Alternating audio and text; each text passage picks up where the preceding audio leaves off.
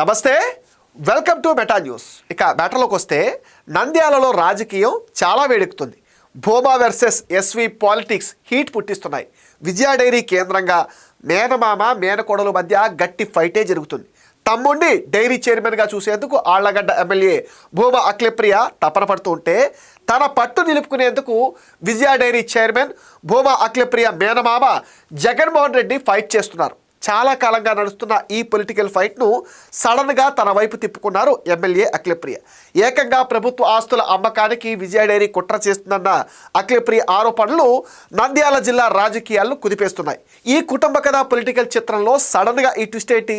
నంద్యాల విజయ dairy వేదికగా TTD versus YCP fight చాలా ఇంట్రెస్టింగ్గా మారిపోయింది. విజయ డైరీని తన ఖాతాలో వేసుకునేందుకు టీడీపీ ఇప్పటికే తమ నేత చైర్మన్గా ఉన్న విజయ డైరీని తమ గుప్పెట్లో పెట్టుకోవాలని వైసీపీ తెగ ఆరాటపడుతున్నాయి. ఈ క్రమంలో TDP MLA Bhuma Akhilapriya versus Vijaya dairy chairman YCP SV Jaganmohan Reddy అన్నట్టుగా పొలిటికల్ ఫైట్ నడుస్తుంది. తమ్ముడు జగత్ విఖ్యాత్ రెడ్డిని విజయ డైరీ చైర్మన్ చేయాలని అనుకుంటున్న అఖిలప్రియ మేనమామ ఎస్వి జగన్మోహన్ రెడ్డితో డి అంటే డి అంటున్నారు.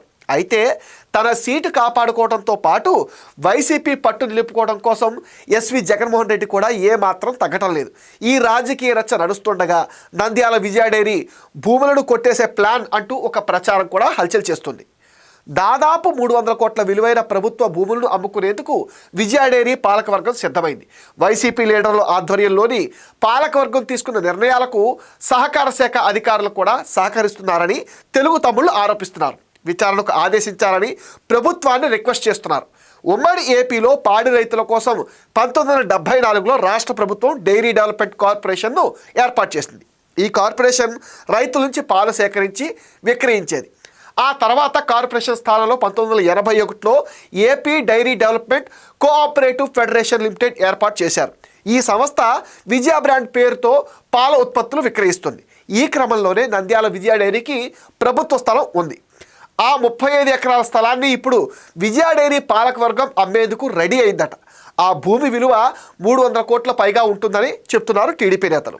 ఏపీ సహకార శాఖ అధికారులతో కొమ్మక్కై వైసీపీ నేతలు కోట్ల రూపాయలు విలువ చేసే భూములను కొట్టేసే కుట్ర చేస్తున్నారని ఆరోపిస్తున్నారు.